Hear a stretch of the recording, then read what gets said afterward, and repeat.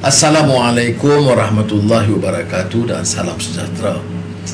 Malam ini saya cuba memanfaatkan waktu untuk membahaskan isu dasar dan pelaksanaan program untuk menangani masalah ataupun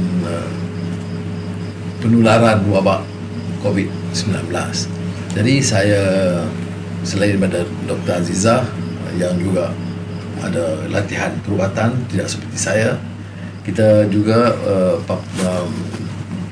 undang tokoh yang terkenal dalam bidang ini, mantan Menteri Kesihatan, sahabat kita, dan yang banyak menyuarakan isu COVID-19 ini, iaitu Dr. Zulkifli yang sudah semua kenal ya. Jadi saya tahu latar belakang dia, kena juga terangkan sedikit. Dia ini pakar racun. Jadi semasa menjadi pensyarah di Universiti Sains Malaysia itu bidang kepakaran dia. Jadi tentu lebih mahir tentang masalah ini, tetapi yang lebih penting kerana dia terlibat dalam public policy dan menerusi secara terperinci perencanaan kerajaan dan melihat beberapa kelemahan serta memberikan cadangan yang sangat baik. Saya telah meneliti rencana beliau setahun setelah COVID-19. Saya fikir sangat bermanfaat kalau kita dapat undang beliau dan beri kesempatan untuk beliau ulas.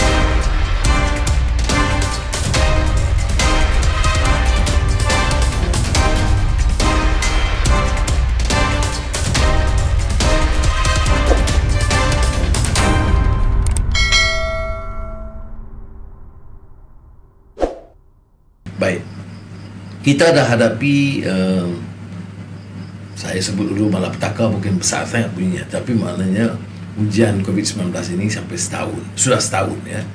Dan kita terima kasih kepada banyak kalangan, terutama Barisan Hadapan, pengorbanan mereka dan kepakaran termasuk di Kementerian Kesihatan. Ada beberapa langkah diambil oleh kerajaan juga, kita akui, tetapi ternyata setelah setahun beberapa kelemahan besar dari dasar kita tak menentu ya.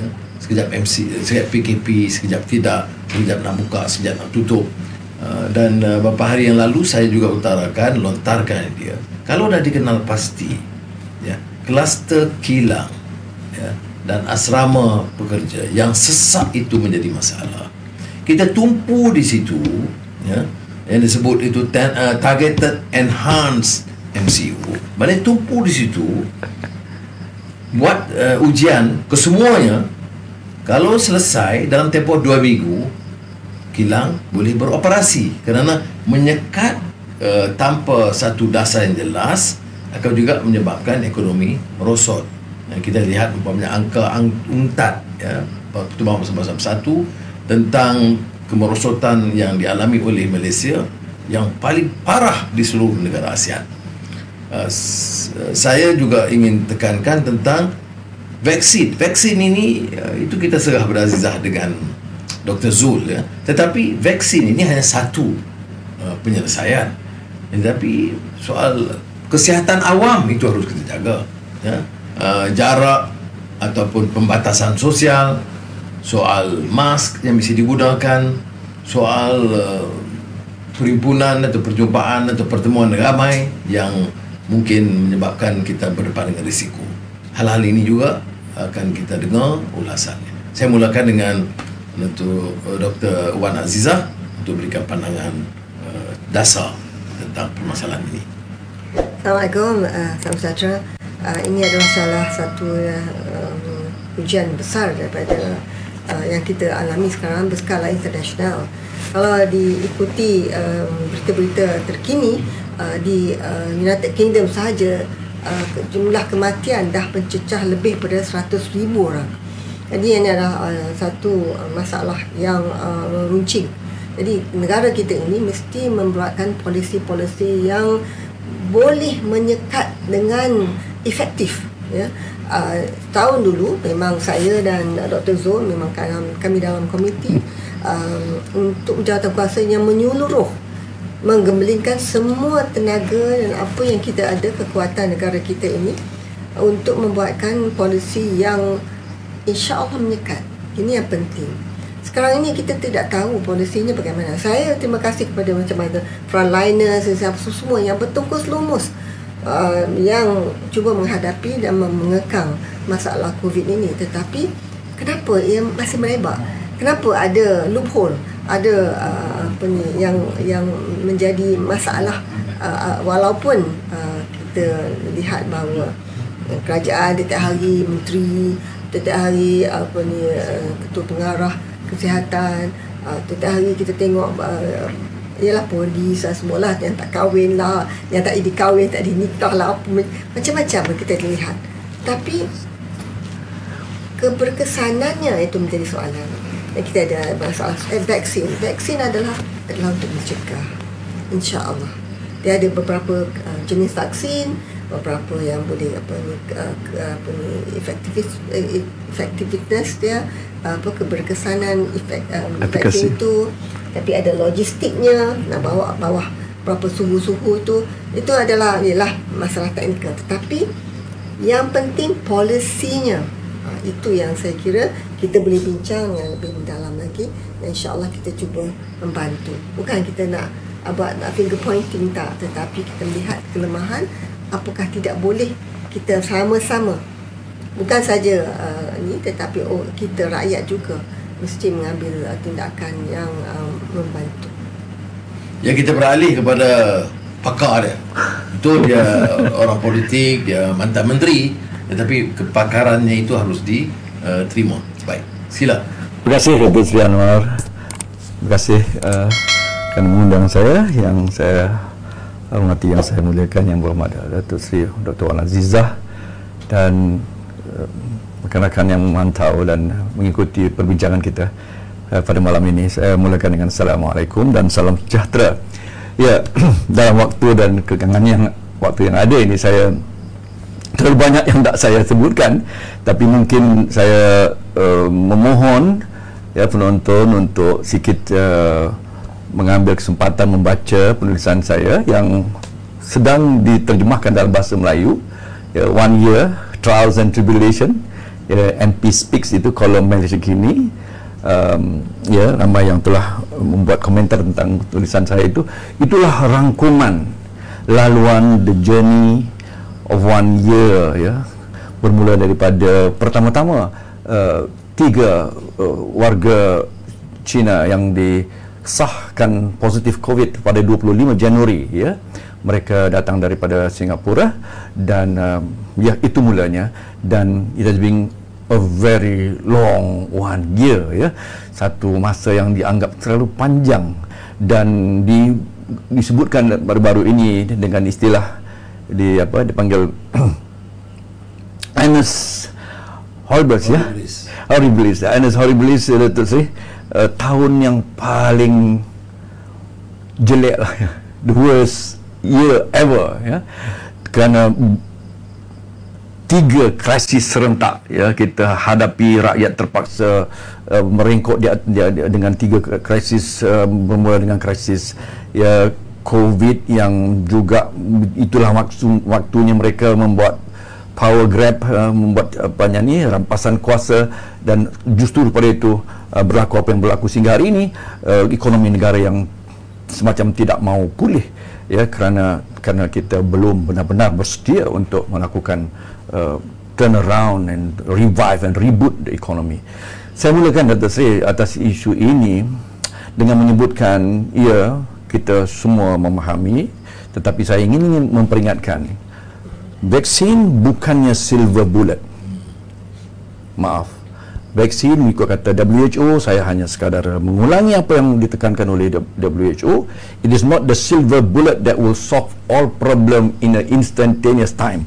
Bukan satu yang sifatnya itu adalah satu yang ajaib yang akan dapat mengatasi dan membendung virus SARS-CoV-2 ini, atau ada penyakitnya coronavirus infectious disease 2019 atau COVID-19 itu, kerana kita perlu tahu it's going to be quite a long haul. Paling tidaknya 18 bulan.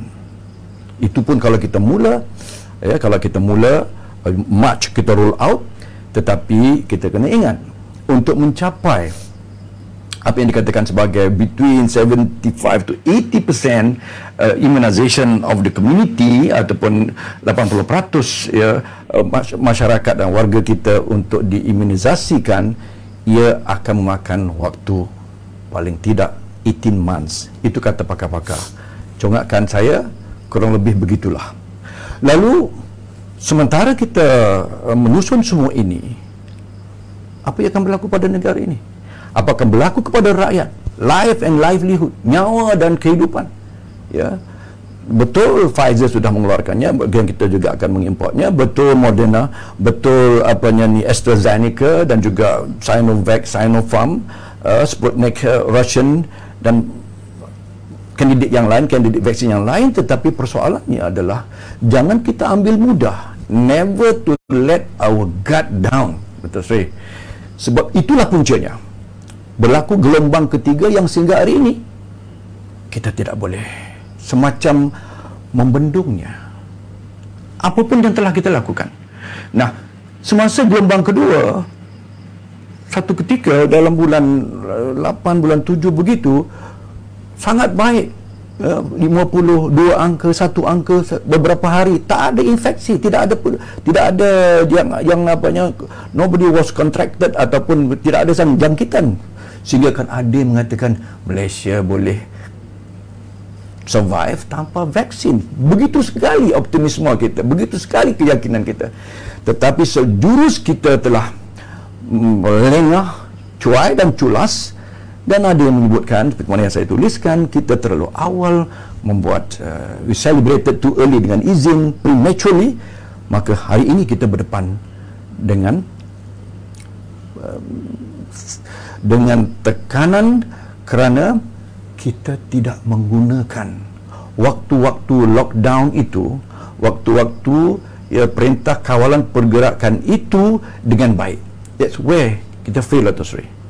We should have used. Orang semua tahu lockdown is not a solution. It is about the last resort kalau kita nak ambil. Sebab kesannya terlalu berat bagi kehidupan dan juga segalanya. Ya.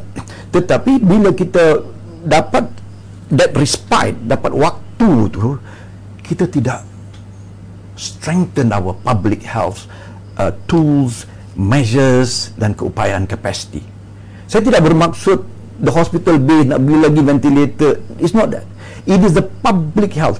Dan dikatakan umumnya negara dunia terbelah kepada yang gagal dan yang berjaya, kerana bagaimana sesebuah negara ia berjaya atau gagal, it is a proxy indicator. Ia adalah pengukur keupayaan sesebuah negara. Pertamanya, the public health preparedness, kesiapsiagaan facilities kesihatan awam kita, bersekali dengan komitmen kepimpinan yang punya fokus, punya keberanian, punya penumpuan. Ini sangat banyak distraction politik, nak rampas Sabah, nak rampas segalanya, ya. Ini semua yang telah kita gagal menggunakan waktu-waktu itu, Dato' Sri. Now we are facing it. Terus terang saya katakan, ya, saya fast forward ke depan, langsung saya banyak lagi benda yang nak saya sebut, tapi kita ke depan agak laju sikit. Bermula dengan 12 Januari baru-baru ini, Kerajaan Perikatan Nasional mengumumkan MCO, lockdown, ya, dan dikatakan ya 4 Februari akan dibuat assessment ataupun penilaian kembali. Tidak ada angin, tidak ada ribut, orang Melayu kata tidak boleh, tidak akan dilanjutkan. Dengan Tan Sri Ketua Pengarah Kesihatan membuat pernyataan itu yang sekaligus mencetuskan kekeliruan dan confuse. Mulai orang kampung kata confuse, orang kampung kita terlalu keliru dan ya. Lebih lagi kalau saya celah. Bila Pengarah tu sebut, bukanlah maksud dia pendiri keputusan dia seolah-olah terpaksa menyampaikan dari situ lagi orang keliru. Dari situ Dato' Seri, saya terpaksa mengakui saya mungkin ada perbezaan dengan DG, ya, tapi kita ada satu hubungan kerja ataupun working relationship, ya, rentak kerja yang baik semasa saya di MOH, ya. Namun saya perasan buat pertama kali sebutan itu pada saya membayangkan sesuatu yang lebih mendalam atau sesuatu yang beliau kurang selesa apabila beliau menyebutkan saya hanya penyampai. Kita sudah kehilangan menterinya. Dato' Seri, saya nak sebut sikit, ya.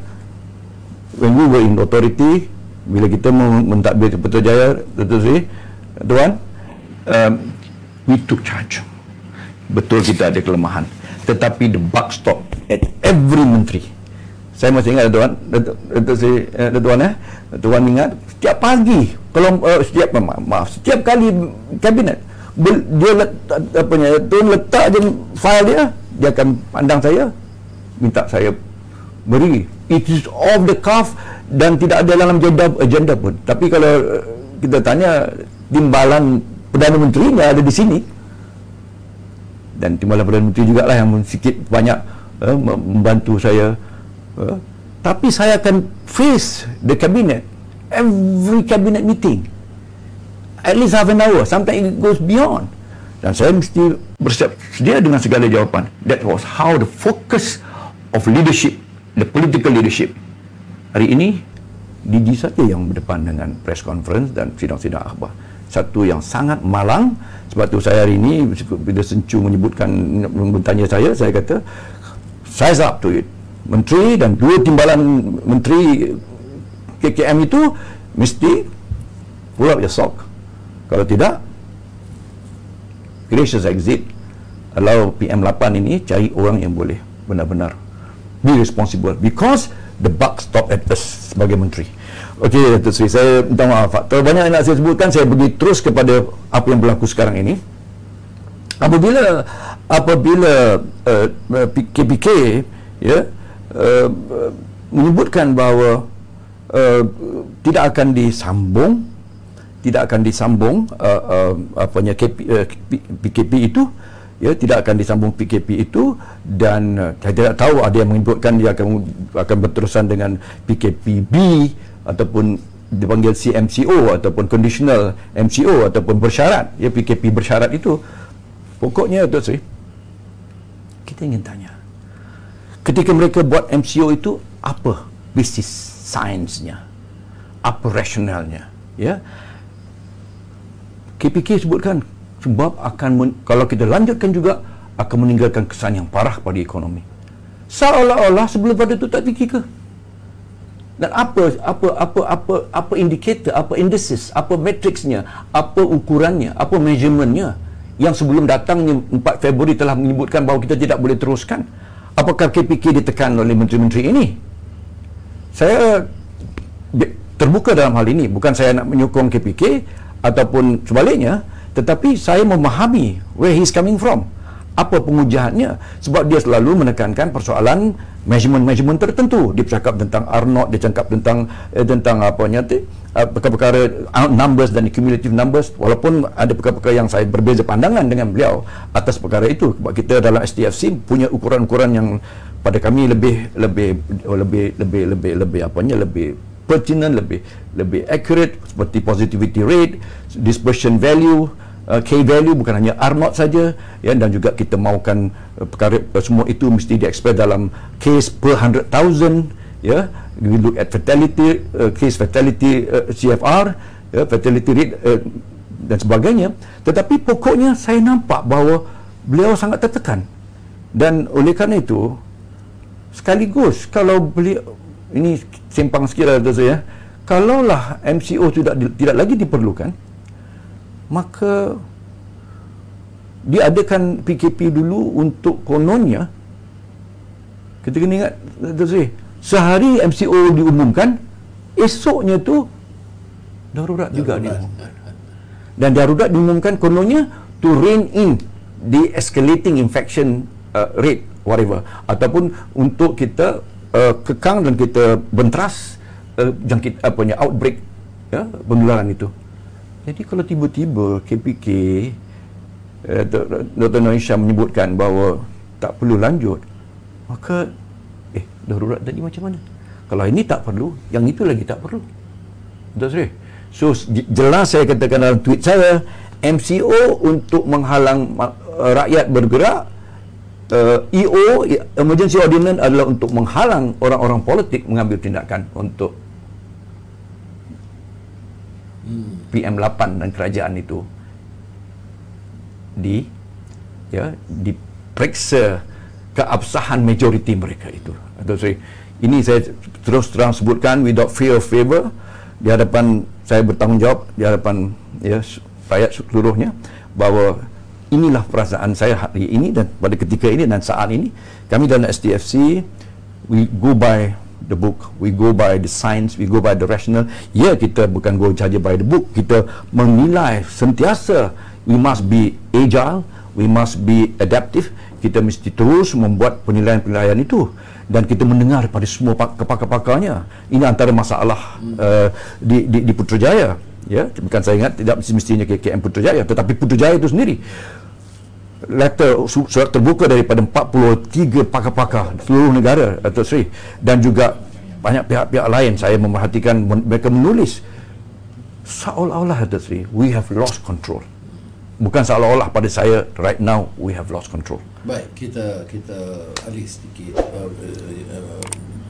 rujuk pada pernyataan Dr. Zul. Satu, bahawa perancangan itu nampaknya kelam kabut, tidak teratur. Kalau benar kita buat PKP, ya, kerana andaian masalah akan lebih serius. Bagaimana awal lagi sudah kita katakan tidak akan disambung. Ya. Saya tidak mesti menyokong PKP itu, tidak, tapi ini mesti berdasarkan sains, berdasarkan angka dan data. Dan apa hujah darurat? Darurat kerana kita nak tumpu masalah COVID. Sekarang kita kata boleh buka. Jadi ini yang menyebabkan satu kelemahan besar dalam menangani masalah ini, yang menyebabkan orang curiga. Ya. Kita ambil vaksin sekarang, betul, kita usahakan. Jadi geyuhlah nampak kejayaan 1 juta orang, 2 juta orang. Tapi kita jauh ketinggalan daripada bandingkan jiran-jiran. Adalah dia bagi alasan kononnya sebab Sinovac telah berunding dengan Indonesia awal. Menteri Luar China itu pergi ke Jakarta dan Kuala Lumpur itu selang sehari. Mengapa dia berjaya dan kita gagal? Kita tak berjaya. Ya, kerana kita tidak berkesan dalam tindakan. Kemudian soal vaksin itu ketelusannya juga dipertikai. Ya, berapa jumlahnya, berapa kosnya, siapa ejennya, berapa komisionnya. Ya, sekarang ini orang bangkitkan. Takkanlah dalam soal yang melanda rakyat, soal kesihatan awam itu pun nak dikau keuntungan lagi. Apa jenis manusia begini? Ini pun satu hal yang kebetulan dibangkitkan juga oleh ahli parlimen daripada Perikatan Nasional hari ini, ya, secara terbuka, kebetulan dari UMNO, yang membangkitkan persoalan ini yang perlu dijawab. Ya, Iza? Tak, memang begitulah, nampak gayanya bahawa apakah polisi-polisi ini adalah hanya political. Itu yang menjadi satu masalah untuk kita. Sebab benda ni, ini adalah antara nyawa dan hidup mati.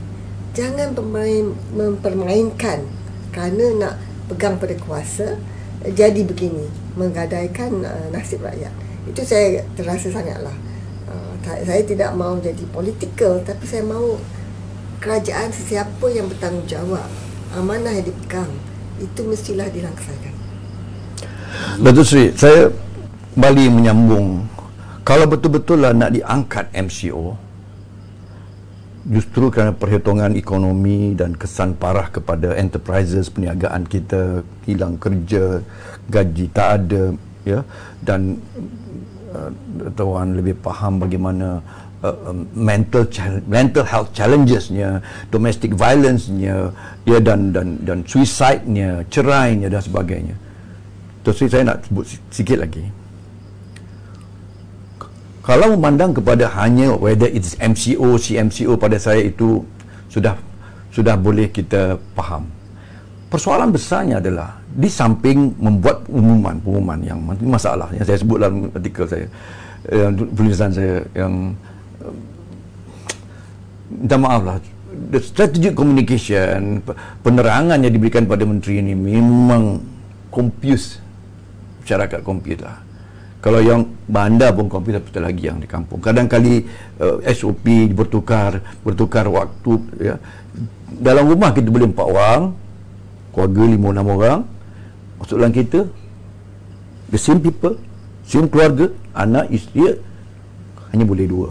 Apa sainsnya? Oh, virus itu faham agaknya dalam rumah dan di luar. Satu masa dulu, kerana pada pukul 8, seolah-olah 8:01 malam, virus akan menyerang. Ke macam mana? Jadi banyak perkara-perkara yang tidak ada sainsnya, Dato' Sri.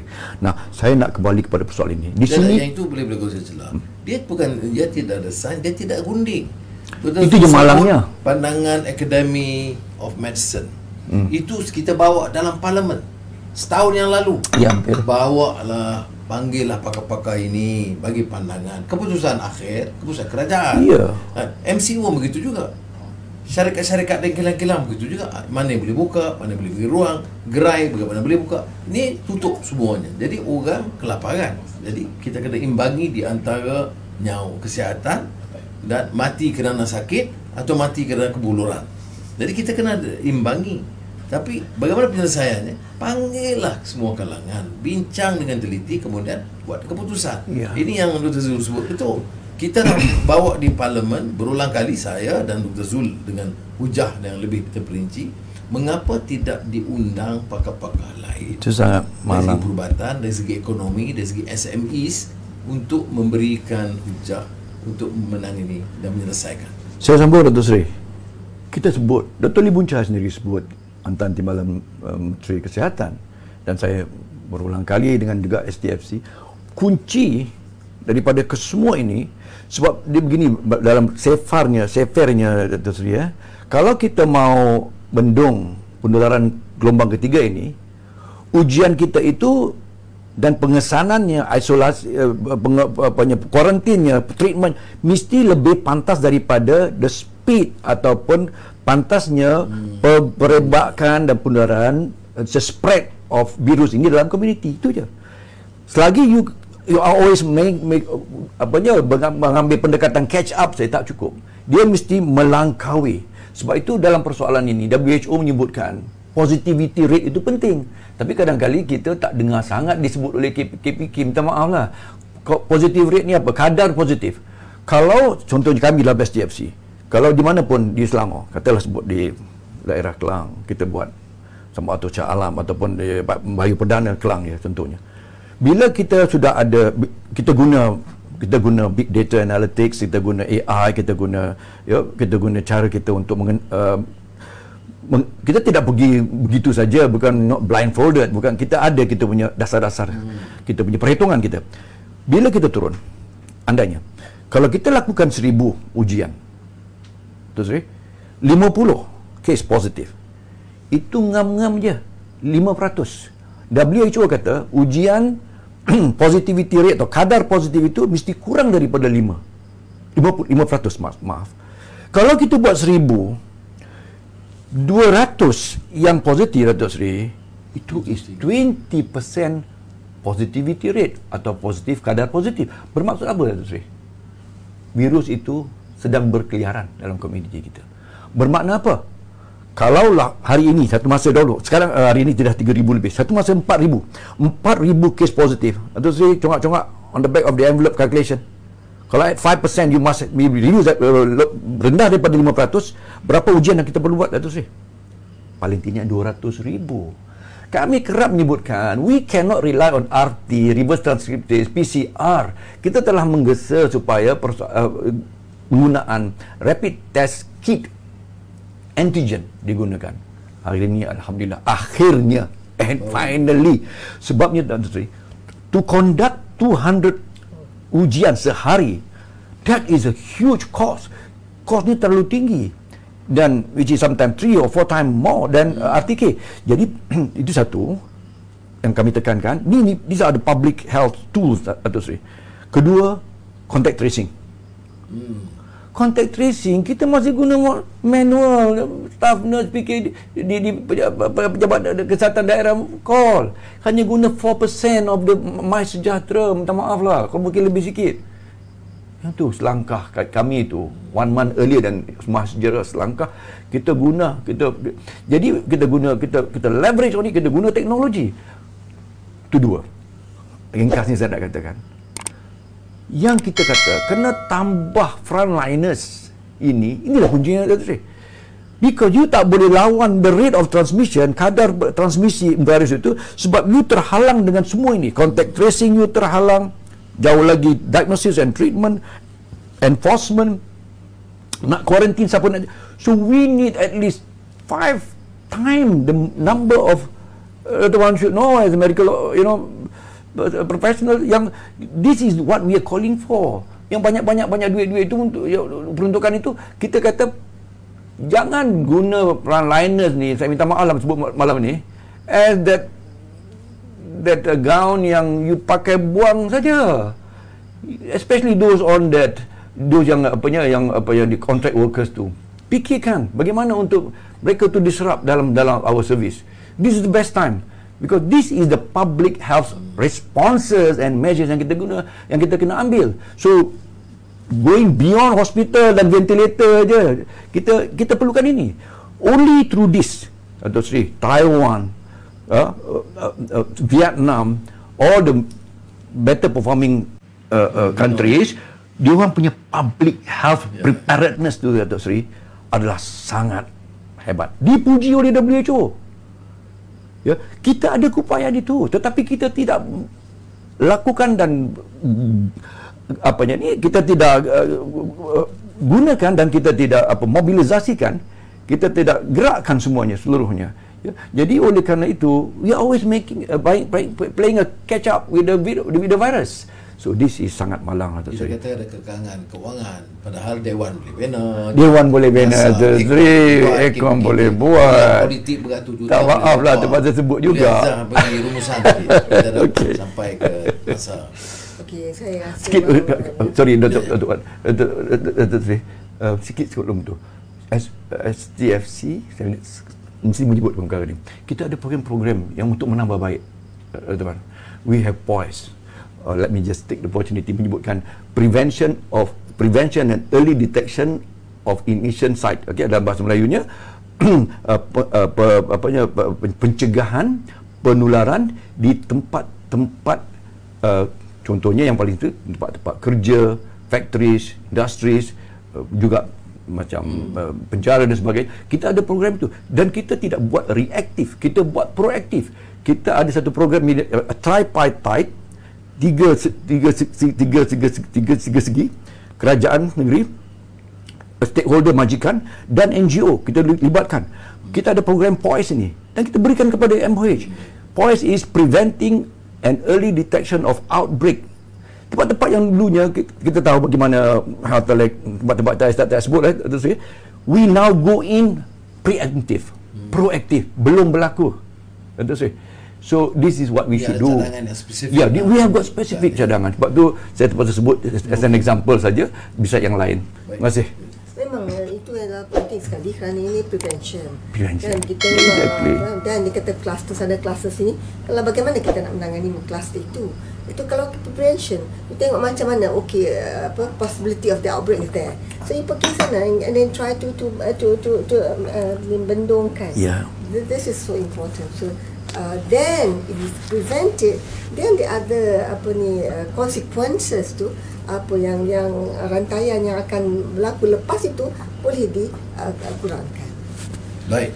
Jadi sekali lagi saya ucap terima kasih saya fikir berbeza daripada penjelasan umum yang kita dengar hari ini. Pakar telah menjurus kepada yang lebih spesifik, lebih mendalam, mohon kesabaran saudara mendengar, supaya ini bukan hanya kita gunakan untuk melempar kritikan, tapi ada cadangan yang spesifik yang tidak didengar dan tidak dilaksanakan oleh kerajaan. Jadi kita mohon supaya masalah kesihatan awam, masalah kehidupan rakyat mesti diutamakan dan bukan saja untuk kepentingan kedudukan beberapa orang.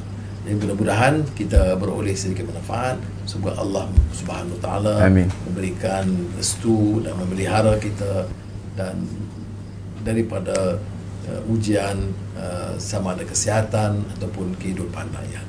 Wassalamualaikum warahmatullahi wabarakatuh. Assalamualaikum warahmatullahi wabarakatuh.